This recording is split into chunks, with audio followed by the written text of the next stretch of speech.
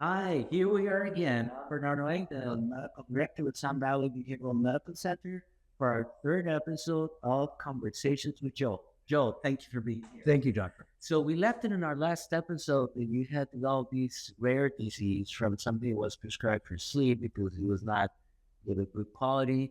You had to leave your work Yes. that you had returned to Right. successfully. What's happened since then? Well, what happened is I developed this disease. The disease is called eosinophilia malagia syndrome. And about 1,500 people in the United States had it. 500 died almost immediately. 500 have died since. There are about 500 of us left. And the thing is that we just live one day at a time. That's where Alcoholics Anonymous helped me immensely. It helped me because I don't want to live for what's going to happen next year. I want to live today. And a psychologist worked with me in the early 2000s to help me understand that I'm not in charge of tomorrow. I'm in charge of today. And so I was able to use my support group, my sponsor, other ministers, and other friends to just do one day at a time. And believe it or not, that's not as easy as you think.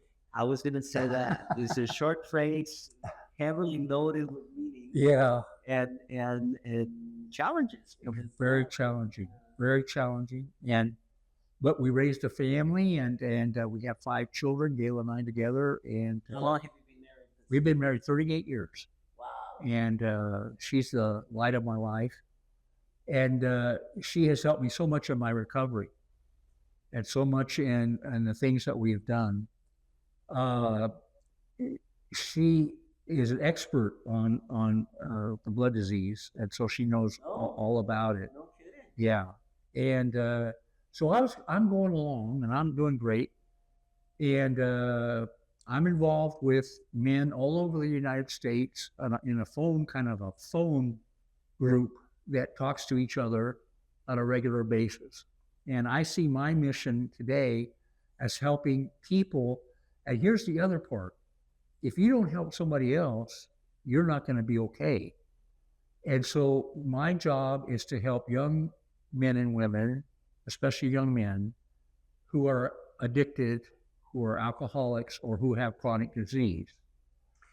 And let me interrupt you there because you described this experience with alcohol, how you became great and you were very young. Yeah. And suddenly took over everything else Yes. in your life. Yes. But it could be marijuana, right? Oh, it could be anything, any substance, any substance. There's a deception in marijuana. Marijuana is a deceptive thing. I have a very, very good friend right now who is not well, even though he has stopped using marijuana. He is not well. There's So- something deceptive. Yeah, They're not, that's why there's a very divided debate that Yeah. if it's really bad or not, or is it harmless.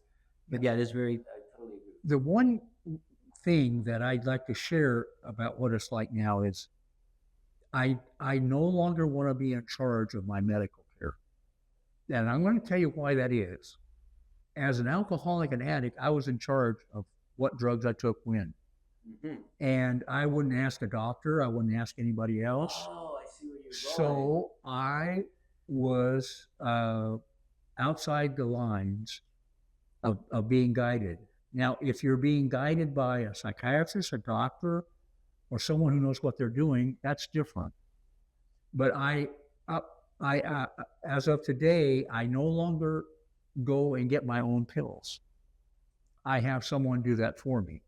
And I don't want to be in charge of medicating myself. I want somebody else to be in charge of that. And this is such a valuable message because just like you said, that it took you 3, 4, 5 years before you Yep. thought, Yep. that you were having problems and go seek help. In this case, was a long time ago with that psychologist, Right. Hoya. Yeah. There's so many information now on social media, Yeah. on streaming. that people do feel like they can take care of it Yes, themselves. that's right. And it could be alcohol, it could be cannabis, which is approved for medical use, Yeah. right? But it could also be tobacco, or it could be eating, unhealthy stuff, It could be gambling. gambling, You know, it could be anything that pornography.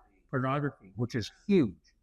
And the thing that I know about me is that if I try to get in charge of me, in the sense that I want to rule my life without any help, I'm in trouble.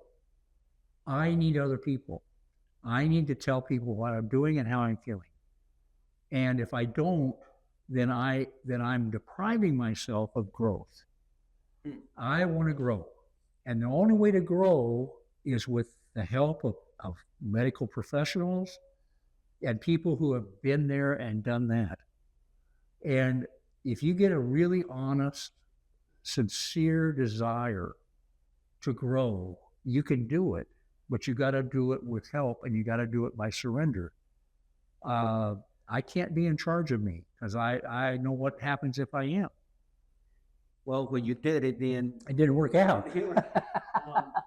now let me ask you, because I would add to what you just said, that just like you need and use someone else's help, and I know you're meeting not only medical professionals, but do you have a sponsor? Oh, I have a sponsor. Do you have a Absolutely. sponsor? Absolutely. How long has your sponsor been sober? My sponsor has been sober 41 years, Look, and how long have you been? 38 years. Yeah, you're almost there. Yeah, almost catching him. Almost catching it. But now, Bell, when describing to us that now you're there for other people. Yes, So and I sponsor other people. tell us about that experience. Yeah, it's even more grand than being sponsored, because if you're sponsoring somebody else, you have to really work, you have to really study, you have to really know what you're talking about, and it's better for me to share my story than the person listening to it. It helps me more to give someone some experience of mine than for them to give me their experience, because when I'm giving my experience, I'm growing and I'm sharing. And the real root of our issues as far as a society is concerned is we're too closed, we're not open enough, we're not sharing enough, we're not loving enough. And I have had the greatest experiences with young men, and in AA, we mostly sponsor our same sex. In other words, we don't really want to cross over, but young men who have been lost, and like me, and to see them grow. I have a young man that I sponsored for a long, long time, one of the top executives in the United States, and he had no job at all. And so it's like your children. You want your children to grow, and then all of a sudden you see them doing things that are incredibly successful, and you're so excited. And I get so excited about people who want to take a bite out of spirituality, who want to take a bite out of mental health. Because when we do that, we are setting ourselves up for a great future. And we are setting ourselves up for a wonderful today. And if you're satisfied, and this is something that never happened before Alcoholics Anonymous and the psychology and the medical profession, if you don't have anyone, you're setting yourself up for a bad day. A bad day. And I don't want any bad days. Yes, and I have enjoyed so much listening to you, Joe, because we see things very similarly here at Sunbelt Medical Center. We believe that we are part of that puzzle of recovery and stability, yes, for our patients, but it continues to be the patient's puzzle. Yes, to keep together. Yes, and to bring the pieces so that they are in the right place and have the support, like your wife, of whom you spoke so dearly. Yes, great stuff from people can talk yeah about their spouses, your family, your your sponsor, it makes sense. And I think, listening to you, I'm sure that the feeling I have right now is shared by the people who are listening to Yes. us. Is really a message of hope Yes. that things can come back. It can. and even better than how Yeah. they were. Yeah. When from what you were telling us in the first episode, that you had this big church with Yeah. hundreds of people coming on Sunday to listen to you, but you didn't have anything, I had nothing. And now you do. Yeah. And you share it. Yeah. And I'm willing to share it with anybody.